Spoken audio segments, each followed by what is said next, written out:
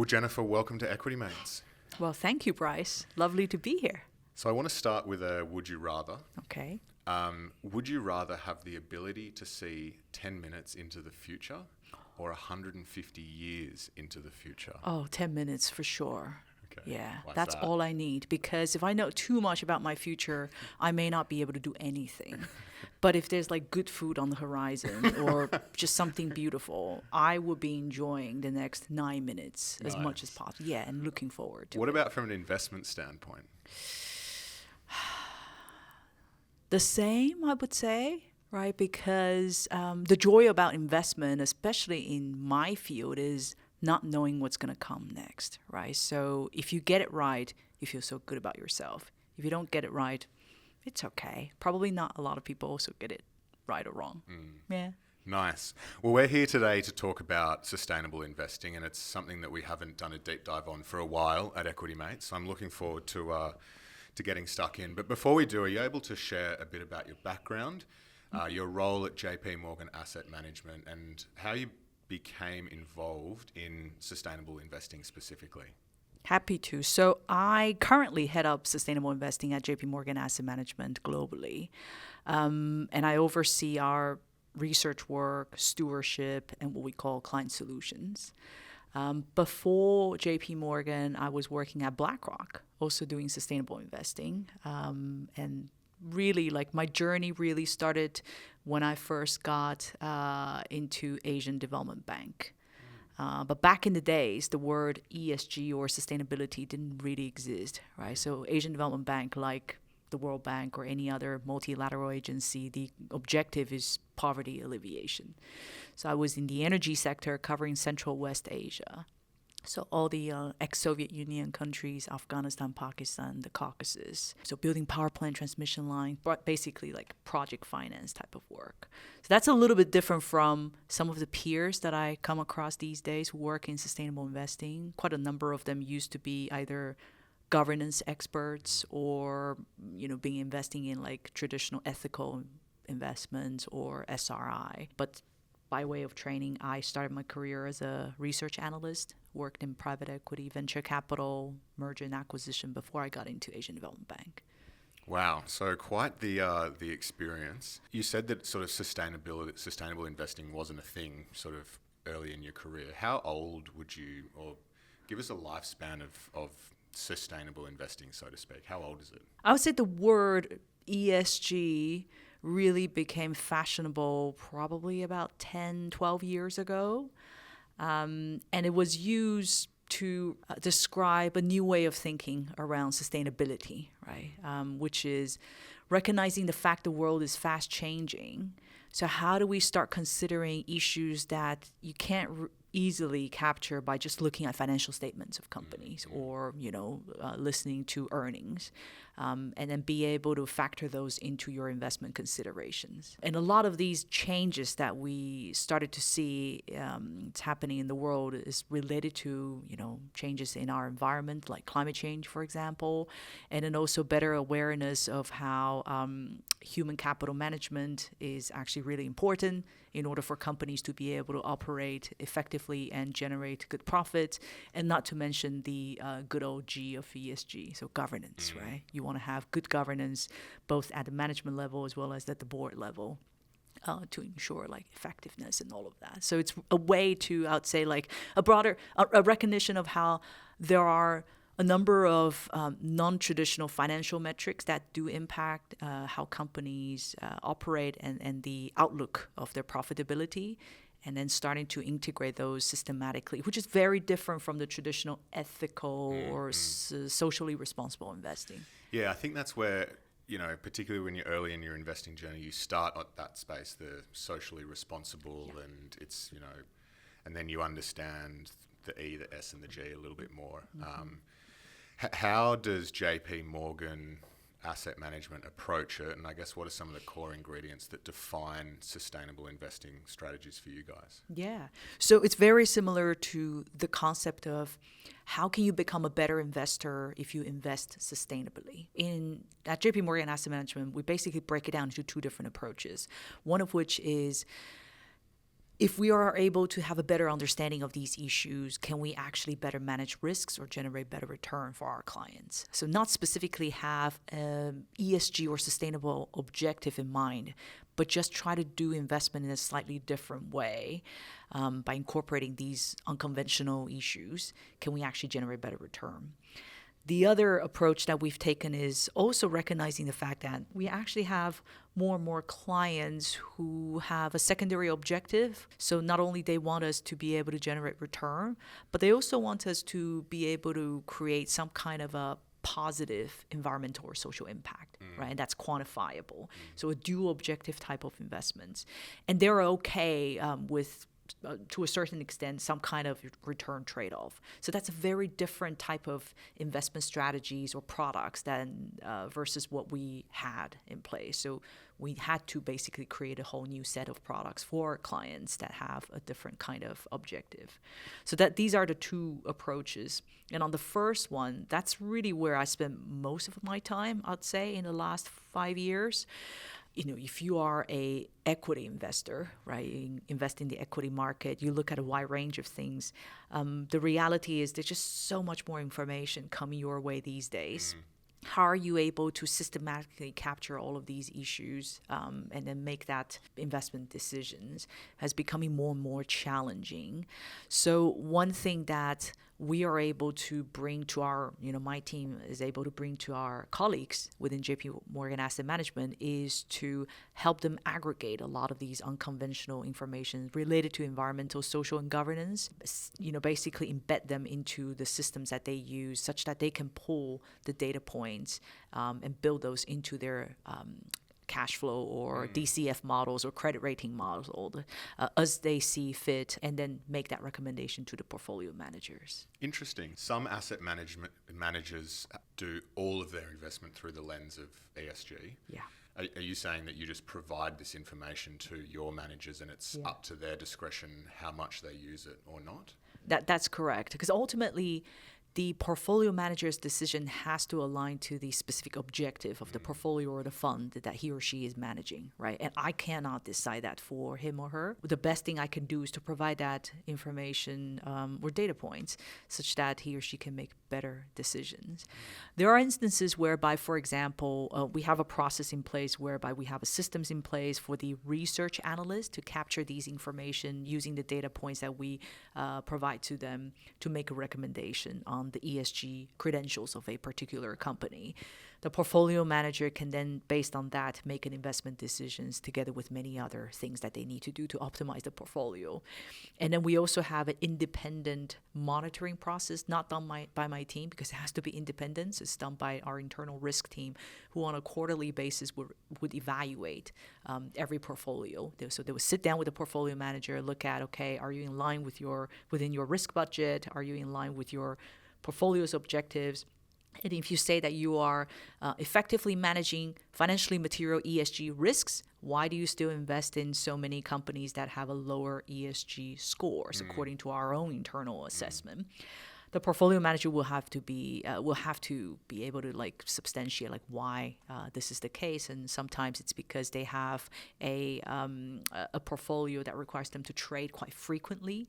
But these stocks, if you like, or companies that have ESG risks, the time horizon might be slightly longer, right? So for them, it's not financially material, so they can still hold these companies. Yeah, right. So you can really start to see how leveraging this information can give you a bit of an edge over managers or individuals who just look purely at financials and make investing decisions off the back of that. That's correct. Yeah. And if I can just add, we obviously also have portfolio managers who manage what we call dedicated, sustainable, or green portfolios. Their starting point would be they would already as a first step, take some of these ESG information to exclude companies that fall below a certain threshold. Right? Positive and negative screens. Correct. Yeah. So how have you seen the investment landscape evolve over the last sort of decade, and what are the trends that are really shaping the future? Where is the money going? Yeah, so I would say the biggest change is that in the recent 12 to 24 months, there's finally a recognition that sustainable investing is investing. And what that means is that it's not immune from any of the macroeconomic shocks. right? So for example, inflation, interest rate, all of these things. Was there a belief previously that that wasn't the case? I would say if you asked me this or anybody this question 3 years ago, I think a lot of people would say, well, it is possible to both do well and do good. Gotcha. Right? Yeah. I.e., a lot of these companies that are at the forefront of contributing to a transition to a low carbon economy, for example, many of these companies are growth stocks, right? But in the current macroeconomic conditions, or in the last couple of years, they didn't do very well. Not because of their green credential, but because of other macro conditions. So in a way, like when you want to invest in sustainable leaders, that's the other element you have to take into consideration, right? You don't just blindly select sustainable leaders without thinking about what the return profile could be. Right? Ideally, you want to be able to tap into companies that can generate good cash flow, but then also have a very good green credential. But it's not always possible because market is quite cyclical. So I think that the recognition of how like sustainable investing is investing as well, right? It's not just there to generate a positive ESG outcome. It is supposed to generate return as well. So those funds or investment strategies that have proven to be doing a better job in terms of investment return than their peers are gaining momentum from investors. So that's one. I guess the second thing is also that this move from exclude to include. And I think the whole concept of exclusion really was born out of the traditional ethical investing SRI, whereby you would exclude companies that don't align with your values or your beliefs. And so that was almost like the first approach that was adopted by sustainable or ESG investing. But it has really changed quite a lot in the last 5 years, right? Where people understand that, well, by having a seat at the table, stay invested in companies who may not be so sustainable today, but because you are a shareholder or bondholder, you could actually work with the company as they continue to improve their business operations and be able to benefit from that uptick, right? So that is something that I think really describes a new wave of sustainable funds that may not have a very stringent set of exclusionary screens because they're really focusing on the inclusion criteria. So that's the second change. I think the third one is we went through this phase of defining what is ESG, what is sustainable. I think the market got really confused. But there is now, at least in the institutional investor space, right? When you call a fund ESG integrated, mostly what that means is that this fund is considering financially material ESG factors. It doesn't mean that this fund has a mandatory exclusionary screen. It doesn't mean that this fund is trying to achieve an ESG objective. When we say a fund is ESG integrated, it simply means that it's taking into consideration all financially material factors, including ESG, wherever applicable. But when you say a fund is sustainable fund, that typically means that there is a minimum exclusionary criteria that needs to be applied, and the fund is trying to seek not only financial outcome but also a sustainable outcome as well. I think that's a really good point, because I think a lot of people, early stage investing, the jargon can be overwhelming and confusing, and seeing those two things next to each other, it is easy to assume if they say they're an ESG fund that you're putting in your money into someone who's you're probably wanting to do the sustainable approach, but you're getting confused with the jargon and terminology. And I think that distinction there is clear. I think what is also a trend, I would say, over the last 18 months, maybe 2 years or so, is the proliferation in ESG scores that come from different asset managers and the way of defining ESG within each organisation. How do we navigate between the way that you guys define ESG versus another asset manager? Yeah.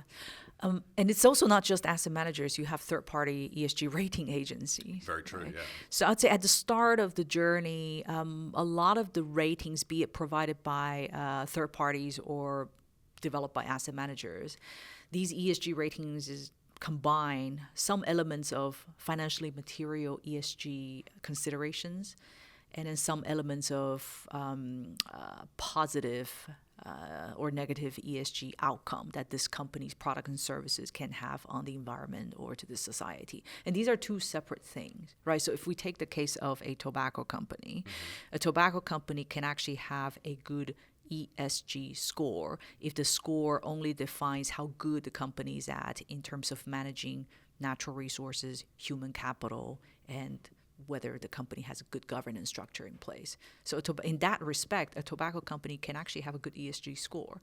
But if the ESG score also captures the externalities, society harm, then theoretically that ESG score wouldn't look as good. Yeah. So I think at the start of even for us, when I first started the journey, looking at different scores provided by third-party vendors, you will find that the methodologies are actually different. Some of them don't capture any of these like externality type of things. Some of them combine these two into one, and it's just like, well, how am I going to make use of it if I don't manage a ESG fund, right? So, which is why, like for us, we had to develop our own scoring system. So we actually have a pretty distinct line between what's financially material versus what's not financially material.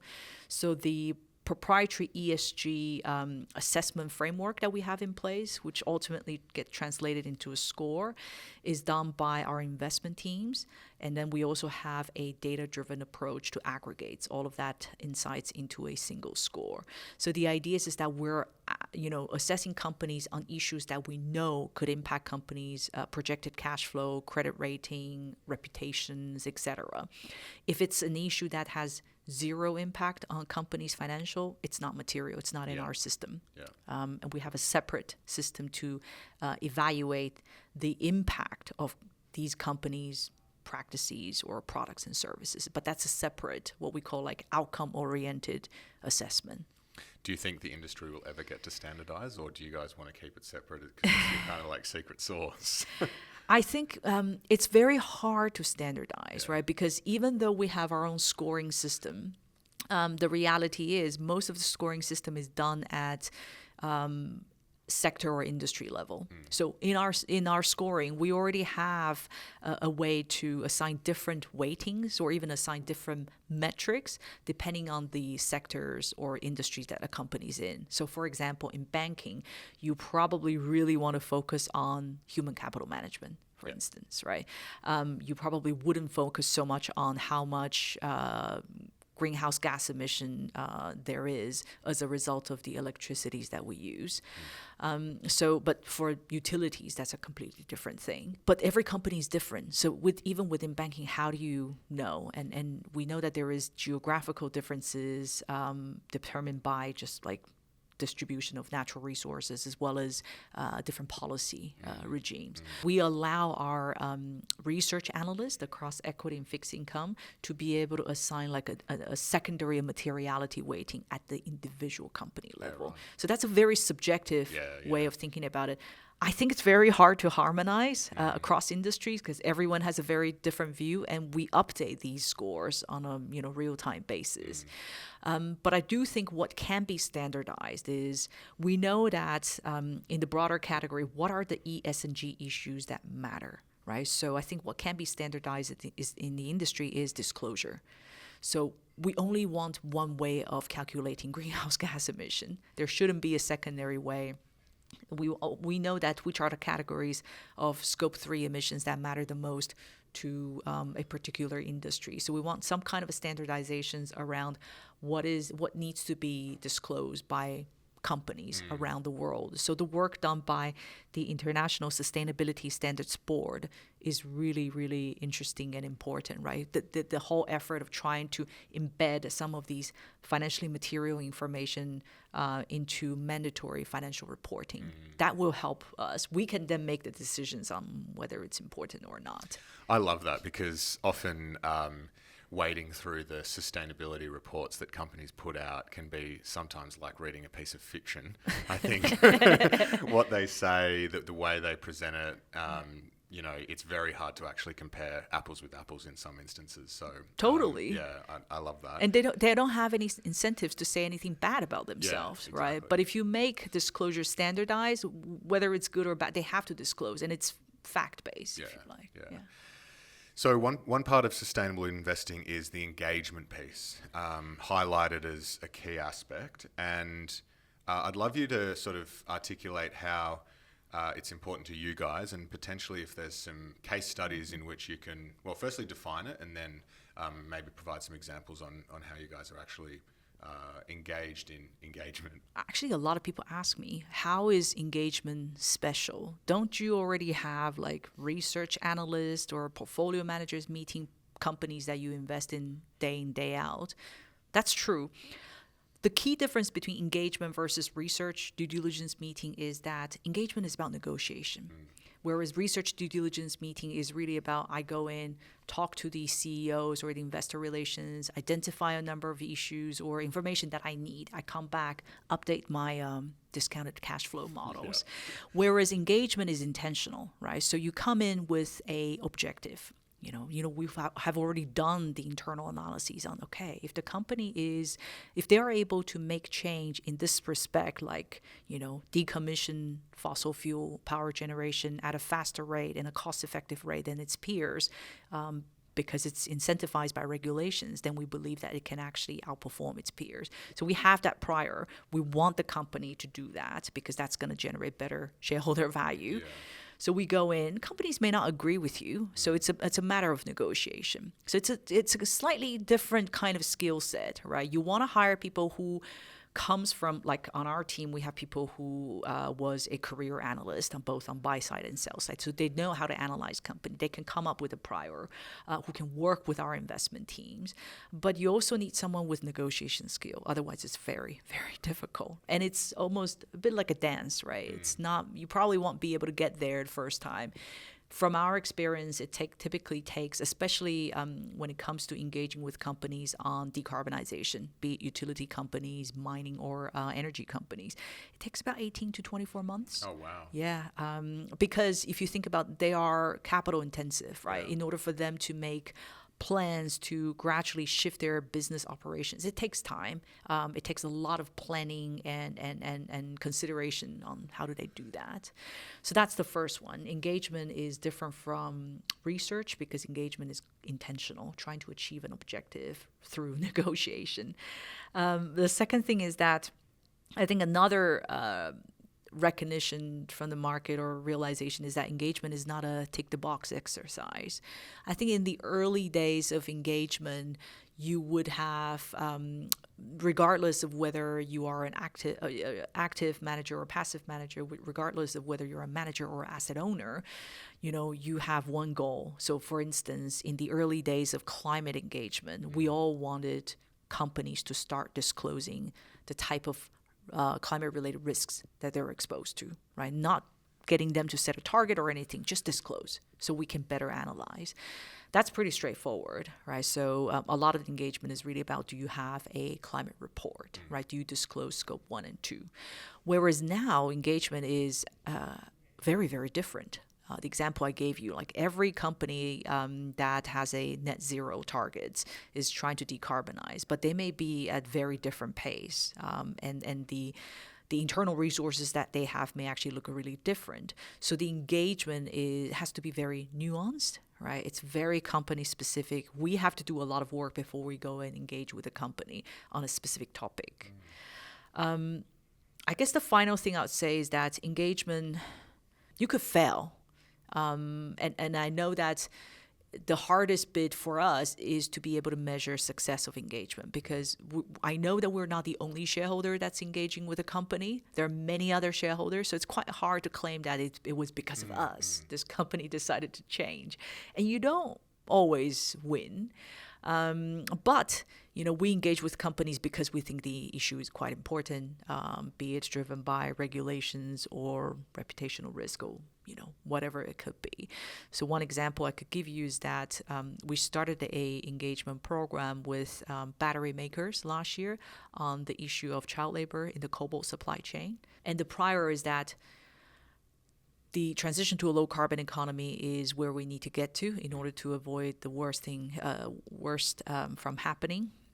So, but we also want to avoid or try as much as possible to make sure that we don't create new externalities with this green transition. So, we know that battery storage. Battery is just so critical and to this whole green transition story. And cobalt is one of the most critical, important critical minerals, right? 70% of cobalt is supplied by Democratic Republic of Congo. And there is, serious allegations around child labor issues in the mines that they have. So engaging with the companies on supply chain, try to promote them to do a better job at external auditing, and then also have a robust system in place to when they select vendors and all of that. It's going to take multi-years because we're talking about not just a company-specific issue, right? It's system-wide and it's country-level geopolitical issues. Are we going to be able to be successful and push these companies to make real progress on this particular problem? Maybe, but there needs to be a recognition of there's only so much that investors can do. Yeah. But it doesn't stop us from raising the awareness on important issues. Well, I imagine there's only so much manpower you have as well with the amount of companies out there that probably need a level of engagement, but you can't reach them all. That's right. So you mentioned there a couple of times net zero. So achieving net zero by 2050 is a target that often spoken about. Yeah. How should we be thinking about this in the context of personally investing, but also just like asset management more broadly? Yeah. So I guess the first thing to say is that net zero is not a target for any one investor asset manager, right? It is a goal that we as a community or the world is trying to achieve, so that we don't end up in a situation where both the frequency and the magnitude of extreme weather events will become unmanageable. Yeah. Right? And that's the idea of trying to limit temperature rise at below 2 degrees Celsius by 2050 is really critical. And the pathway to get there, to achieve that, is to try to get to what we call net zero emissions by 2050. To do that, it requires the whole economy to change the way we produce, consume, and move about, right? It touches upon every single sector. And that change is going to be driven by technological, advancement, policy and regulations, and then also changes in consumer behavior. So as an investor, what we need to do is, with that in the backdrop, what are the investment risks and opportunities across all sectors because of the technological change, regulation, policy, and consumer behavioral change? So we have done a lot of work to create what we call a carbon transition score. This allows us to assess how ready a company is for the transition to a low carbon economy. We don't just measure reduction or changes in greenhouse gas emission, because that's just one aspect of it. You also want to look at how much the company is spending on green R&D, green capex. So you want to have a little bit of forward looking as well. And then a whole host of other issues like, water recycling, waste treatment, and all of that, because they are also relevant to low carbon transition. So that's the lens that any investor should take, right? Going back to the first question around recognizing the fact that the world is changing. Net zero transition is a big change that the economy is going through. Of course, it's going to create investment risks and opportunities, and that's why we should be focusing on it. Are there particular industries or sectors that you've identified as like high risk in terms of being prepared for this transition to net zero? Yeah. The starting point obviously is to look at sectors and industries that have the highest percentage of greenhouse gas emissions in terms of contribution to overall. So the likes of energy, agriculture, and then steel, cement, industrial processes, etc. I would say some of those, the technologies are available, like in the case of power generation, right? Renewables such as solar, wind are very well established, very mature. Costs come down a lot. There's a lot more work that needs to be done on the grid, electrification. Electric vehicle is another one, so transportation. Some aspect of it is quite well established, like electric vehicle, but there's a lot of discussions around sustainable aviation fuel that is still very expensive, right? It's not yet ready for mass commercialization.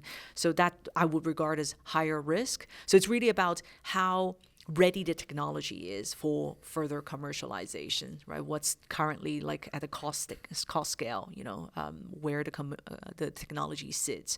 So even within a sector, you can find different types of technologies at different stages. And so to me, like that's what determines which is higher risk versus lower risk. One of the things that I'm grappling with, though, is that particularly now, when let's use aviation as an example, in this broader goal to get to net zero, but then these companies set their own goals as well. A lot of it is done just by buying carbon credit. Yeah. And at the crux of it is that the business itself hasn't actually put much effort or the ability to actually change the business so that they are emitting less. They're just offsetting by buying credits. Yeah.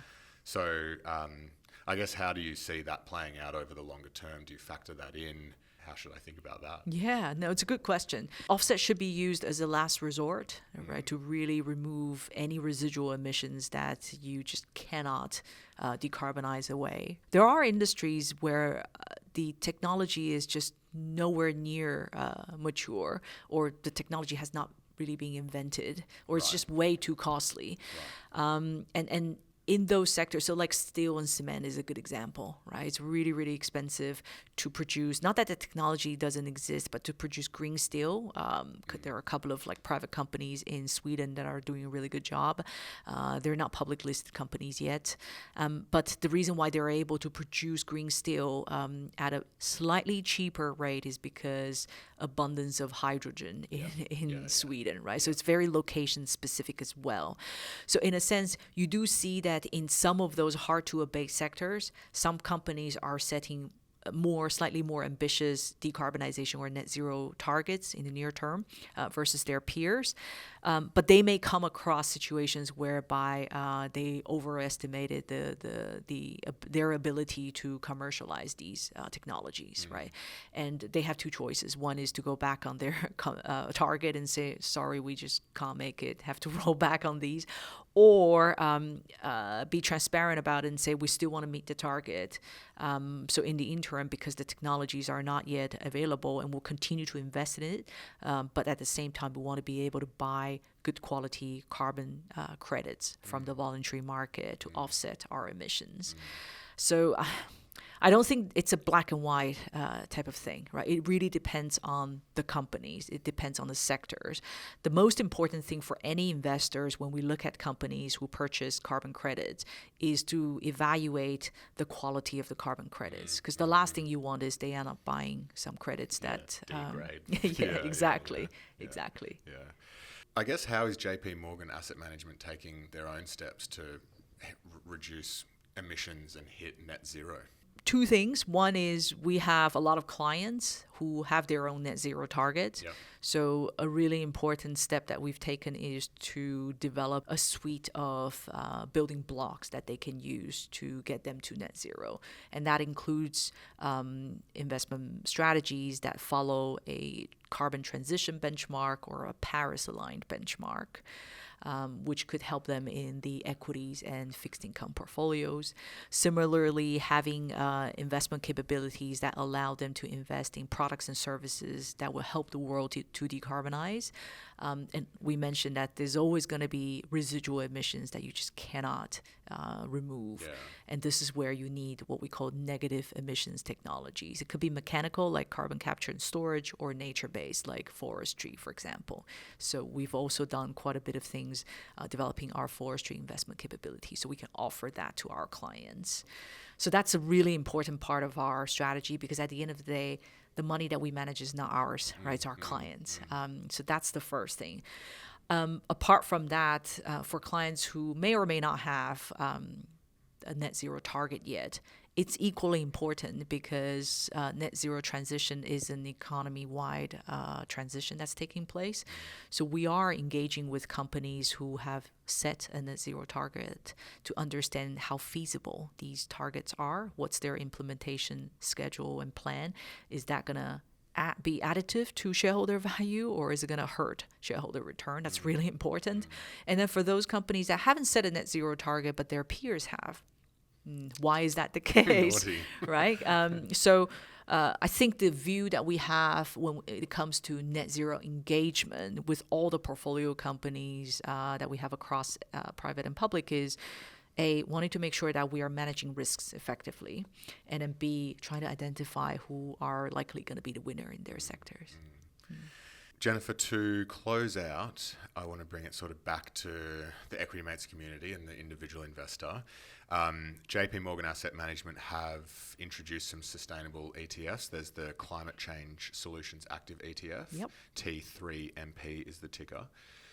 So for investors looking to incorporate ESG into their portfolios, what advice would you have? How can we effectively, I guess, evaluate, think it through, and then also how does something like the T3MP sort of fit broadly into the portfolio? Yeah, so I think it's an exciting time, right? On the one hand, we as individuals are worried about what the future is going to look like because of extreme weather events, droughts, floods, and all of these things. But what that also means is that there's an abundance of investment opportunities.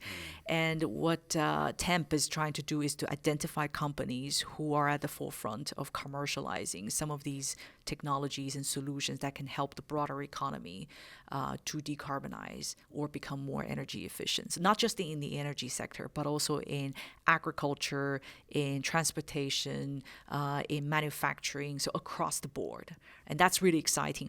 It's, of course, on an individual basis, we hear stories like electric vehicle, great, investment opportunity, but it's more than just transportation or solar power plants. There's a lot more. If you just look at recently, utility companies, how aggressive they are in buying startup companies that are developing like carbon capture and storage, that this is really a space to look into. So that's what TEMP is trying to do. I guess the other advice I have is we spend a lot of time talking about, how if you want to be a good investor, you should think about these financially material ESG issues, right? Because the world is changing. There are newer risks that you have to consider.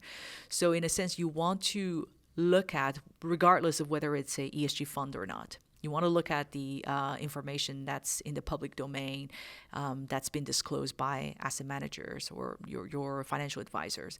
What is that they're doing in managing these financially material risks and opportunities, right? Because if they don't consider these issues, I don't think they can actually be able to capture the new alpha that we're all hoping to see. Well, Jennifer, thank you so much for your time. If you're interested in learning more about TEMP or T3MP, we'll put a link in the show notes so you can find the information that is applicable to you.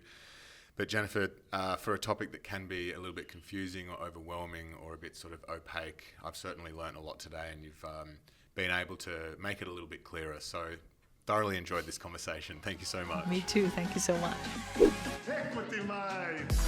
I will say this about investing. Everything you do learn is cumulative. What I learned at 20 is useful.